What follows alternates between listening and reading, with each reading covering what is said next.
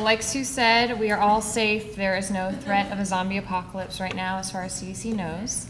But like Sue said, my name is Maggie Silver. I'm based in Atlanta, Georgia at the Centers for Disease Control and Prevention. We are a public health agency, but I think we have a lot of similar problems that we deal with in terms of budget and messaging to the public, and we probably have a lot of similar messages. So I'm going to talk to you today about our Zombie Apocalypse campaign, which started in May 2011 and has continued to today in a few other ways from how it initially started, but I'll talk to you a little bit more about that. So to begin with, like I was saying earlier, I think we have a lot of similar problems trying to reach the public. We have some very basic safety messages that might not be interesting to everyone. They're very interesting to us. We think they're very important, but not everyone feels the same way. So our basic campaign objectives were to raise awareness about emergency preparedness. That's the center at CDC that I work for. I focus on emergency preparedness and response. And hurricane season was coming up.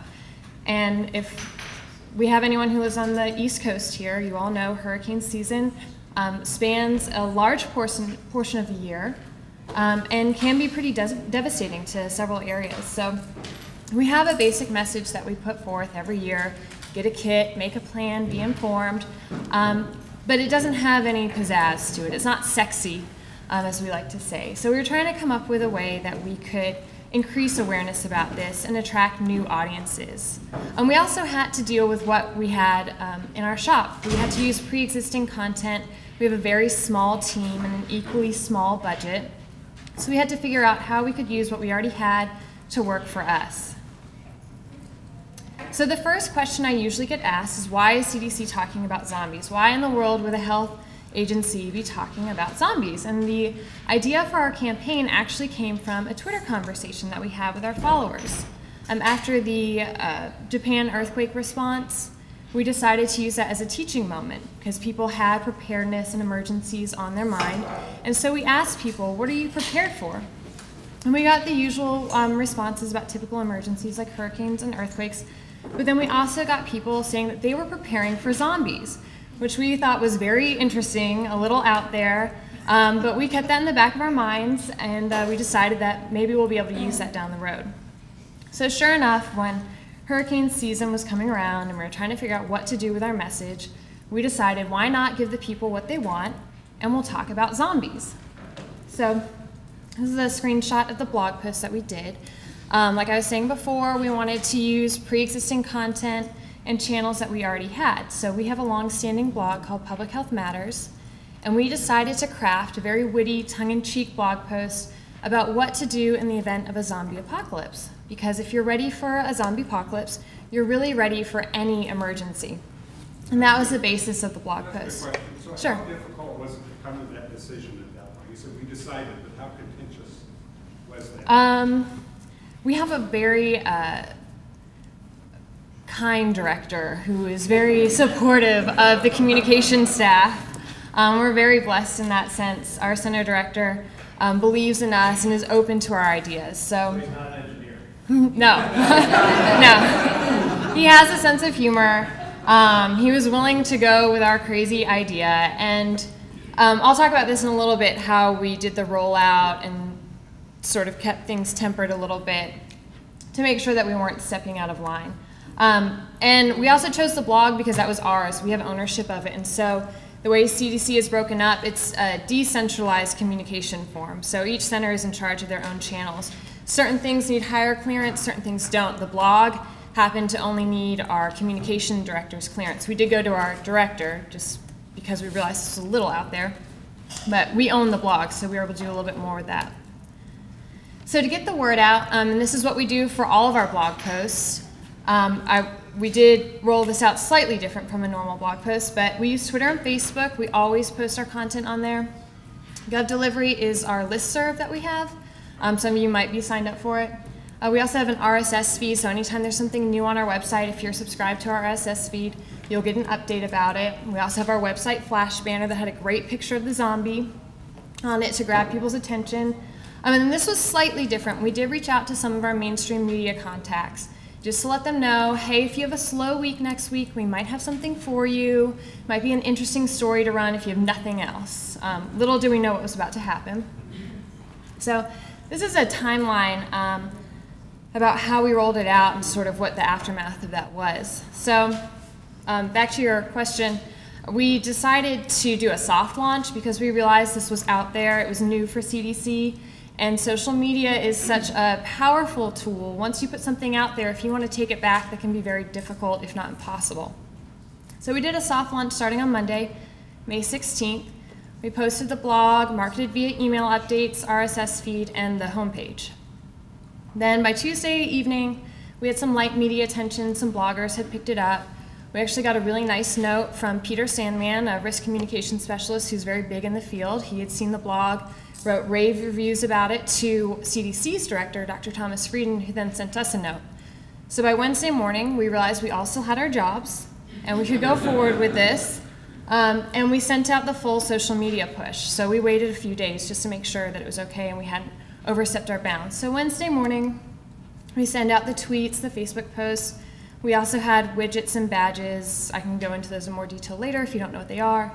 And everything else, heavy media push. And within 10 minutes of tweeting our first tweet, our blog servers crashed. We had over 30,000 people swarming the site, and you'll notice there's like not much going on over there. That's because we had to set up a cached version of our page onto the main CDC servers. So traffic increased from less than 80 page views an hour to over 30,000.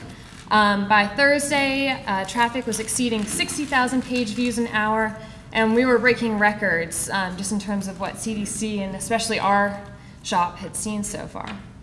And then by Thursday and Friday, the phones were ringing off the hook. Our first media call was on Wednesday morning. It was Fox News asking if we had been hacked or if it was a hoax.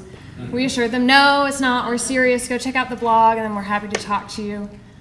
So it was a very interesting time in our office, and like I said, we have a very small staff, so we were going crazy trying to watch the Twitter feeds and see what people are saying, and then also answer these calls, so it's very interesting. So a few stats for you. On Twitter, we had 2 worldwide trends, CDC and zombie apocalypse. This was great branding for us to get CDC out there a little bit more. So we had one tweet that we pushed out that had 70,000 clicks to it, and that's just in that 1 week. And then 34,000 unique tweets. That's not retweets, that's people writing their own content about us.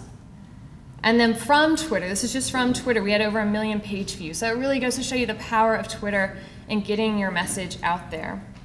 Just the amount of traffic that you can get from it. And then for Facebook, in that first week, we had almost 900 interactions. And what was interesting about Facebook, while Twitter was moving at light speed, we were having trouble following it and tracking what people were saying. Facebook, just by the nature of it, it moves a little bit more slowly. You could track the conversations that people were having, and we noticed that users were having conversations with other users about preparedness, which was exactly what we wanted. We wanted to make preparedness a topic of conversation, have people talk about it. I'm sure you guys can't read that text on there, it's very small, but someone's talking about his BOB bag that he keeps in his car. Another user asked, what's a BOB? He goes on to explain that it's a bug-out bag. He travels a lot, so he has a bug-out bag in his car that has supplies that will help him if there's some sort of an emergency. So in terms of the website, and this is my favorite stat, because it really shows that people weren't just flocking to the blog to gawk at zombies, they were clicking on our other content because we had peppered the blog posts with links back to our general preparedness site about hurricanes or about earthquakes, tornadoes, the like. So we had a 1,000% increase in traffic to our general emergency website compared to the same time the previous year, which was just amazing for us. Like, it sort of gave us validation that we had gone out to do something and accomplished it. Then in terms of the blog, we were seeing moderate traffic to it. It's a public health blog, not that interesting to the general public. We had over 800,000 page views in 1 day to that blog post. And people weren't just going to the post, and they would start clicking on our older posts too, and we saw spikes in traffic to our other posts, which was really great. And since then, we've seen that all of our other posts have gotten higher and higher traffic to them.